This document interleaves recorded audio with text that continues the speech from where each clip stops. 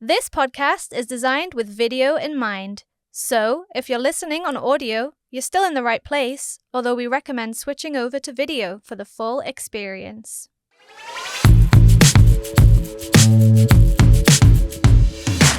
Welcome to Tyne for Business, celebrating the heart of the Northeast.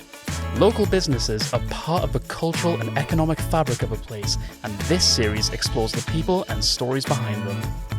In this episode, Ashleigh's visiting Rave and Play, where toddlers trade nap time for dance time at this brilliantly bonkers baby disco. Hello and welcome back to Tyne for Business. My name is Ashleigh King and I'm really excited to share Holly Irving with you, a producer of a family-friendly entertainment experience. So let's go and learn about Rave and Play.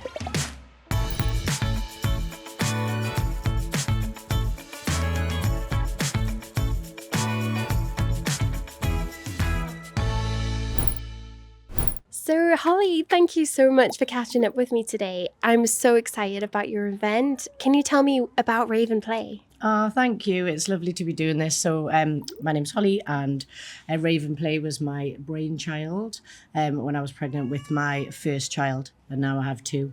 And the idea was just to create events that were family friendly, accessible, inclusive, where parents could come and listen to mature music, nothing condescending or cheesy, in an inclusive environment where children can play and families can socialise. I think that's really special because I remember having conversations with you at the time when you were saying, I really miss my social life. I really miss hanging out with people. And at the time you were running fantastic pregnancy classes and like other groups and dance events and movement events. But what has the response been from your friendship group or wider community? Oh, thank you. I really just try and look for like gaps in the market. So the reason I did the dance classes for mums is because there was no offer for mums or parents to move. There's loads of amazing classes out there, but the classes are aimed at the children and the babies, and you're sort of a bystander. So I wanted to create a mums and baby class where you both got to enjoy it. And then the same with the events. The response has been amazing and the network just keeps expanding. So it's been great. To be able to go and enjoy music at a festival where you can have fun, but also enjoy it with your kids. That seems really cool and a different offering for a lot of festivals. Yeah. And I do worry that the name Rave and Play will put off some people. But I think it's important to note that rave just means a coming together of people listening to music. And that can be any sort. And our festival actually covers like a wide range. So we do have the more electronic, the boom, boom, boom stuff. But we've also got some local singer-songwriters, some Afro artists, and then a range of like other different electronic dance music. So we hope there's a little bit there for everybody. So can you tell me more about the movement and the dance experiences that you offer for young kids and for adults, just to kind of come and have a boogie and enjoy themselves? Yeah, so my background is contemporary dance and a bit of breakdancing mixed in with that. I've traveled the world and sort of like dabbled in a few different styles, which I use as inspiration.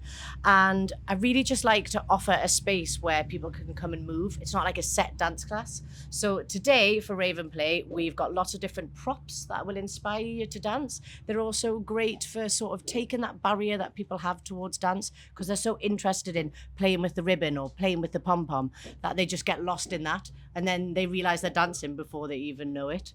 So that's a massive part. I also work with an amazing team of artists who sort of guide from the inside out. So they're in amongst the young people, they're in amongst the families. It's not always just a show. We're really interactive, and that really brings out the creative side of the families too. Beautiful. And what about who inspires you as a creator, as a producer? Like, what are you inspired by? Oh, that's such a lovely question. I know that I've always needed to move for my own mental health. I think it's been a really important part of my life.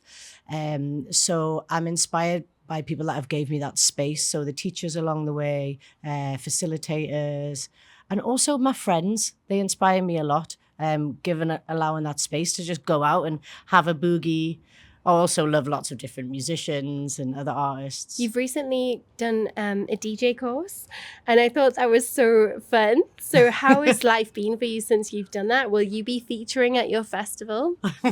So that's really funny. I've always been interested in professional development, and it was just one thing on the bucket list was before I was 40, I wanted to learn to mix. And it goes hand in hand with my events. I work with amazing DJs. I'm not taking anything away from them, but it is nice to be able to look at a pair of decks and a mixer and actually know what it does. So I did this course and it was 8 weeks. I did it when I turned 40 and it was one of the best things I've done. It was really, really good just to understand what all the equipment does and also how it feels to be the one behind the decks and sort of, what's the word? Reflecting off the movement that you see in front of you. I absolutely love it. I totally recommend that at any point in any time of your life, you should definitely keep doing the things that you want to do. And can you tell us anything about the creative industries in Newcastle in the northeast of England, in the Oosburn? Like, what does it mean to you to be a creator and a producer here in this space? So I've always been a creative. This has always been the way I've worked since I graduated from dance university. And don't get me wrong, it's been really hard. Applying for funding and getting money to do all these great ideas that you want to do has been difficult. Rave and Play is a totally independent festival and we are working off ticket sales. So the ticket sales come in and we employ amazing people to achieve that experience. And along with the support of the farm where we're putting it on and some amazing groups of volunteers and friends and artists that are offering themselves for free. But that shouldn't be the case. There should be more opportunities and more funding for these sorts of creative events to be made accessible to families. What inspires you, Holly? So these are the reason that I started Rave and Play. I wanted to create accessible, inclusive events where people could bring their families and not feel judged for having a good dance, coffee or the odd beer with their friends and family. What does this event mean to me? We enjoy putting the parties on. Basically, we're both ravers, and when you have children, you can no longer go out to late night dancing, as it were. So we saw that we could do a family-friendly party so parents could come and still listen to underground club music and children could be included in that vibe of love and happiness and share the joy of music together. Ultimately, that's what it's about. The event's about getting together, dancing, letting loose, smiling, laughing, playing, raving. Yeah, we love it. Just it's a nice vibe. It's a good day out for the family and everyone's smiling. Happy vibes. That's what we want. Rave and Play has already built a loyal following of local families, so before we head to the festival site, I wanted you to hear from someone who's been there from the early days. I'm Sophie. I've been coming to Rave and Play now for quite some time, actually. I think it was when she started doing them at the Grove, and we actually took my little girl and a group of our friends for our birthday. To one of the Halloween sessions that she did, and yeah, we've always really enjoyed them. They're so much fun. I love how they're so focused around children but really involve parents, and it's just a great family event.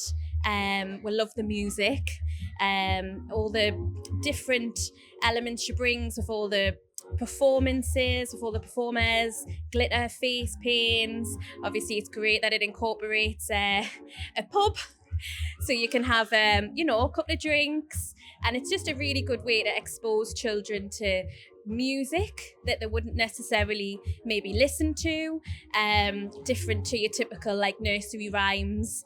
We just love that it's it gives them an experience that they wouldn't necessarily have at your usual kind of family-based event. So we have great fun, and I recommend coming to all of the Rave and Plays that she does because they're always such really enjoyable and just a family all-rounded kind of day. It's not what the name might suggest. Rave and Play is a genuinely family-first festival built by a mum who missed live music and decided to bring her kids along instead of leaving them behind. So tell us more about the festival. Rave and Play is happening just outside of Morpeth on West Benridge Farm.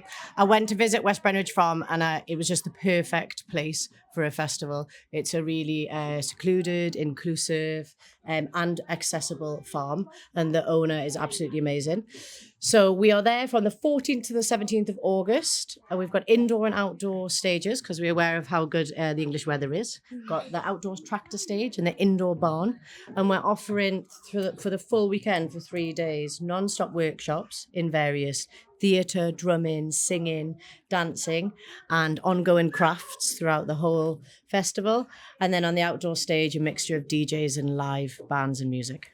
So can I just say, I want to applaud you on your courage to create something like this just from your mind. I truly see you as a visionary. I mean, how incredible is it to have the courage to put something like this together? Are you getting any help? Are you having any support?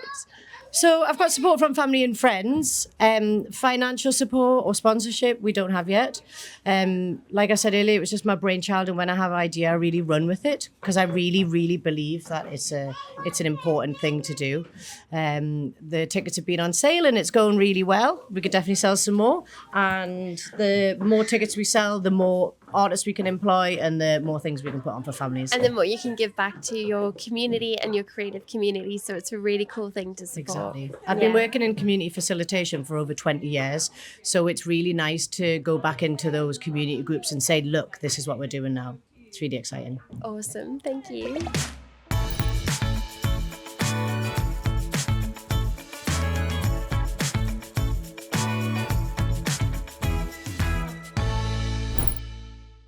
So that was Rave and Play, a fantastic family-friendly entertainment experience. So come along, check it out, check out their festival and support local.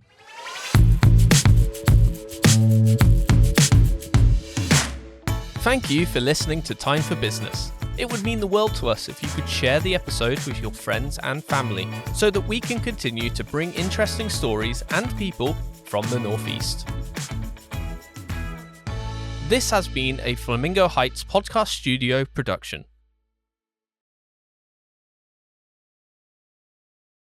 If Rave and Play sounds like your kind of weekend, the festival runs from the 14th to the 17th of August at West Benridge Farm, just outside of Morpeth. Tickets are on sale now, and everyone sold helps Holly bring in more artists and more magic for local families. Full details are in the show notes.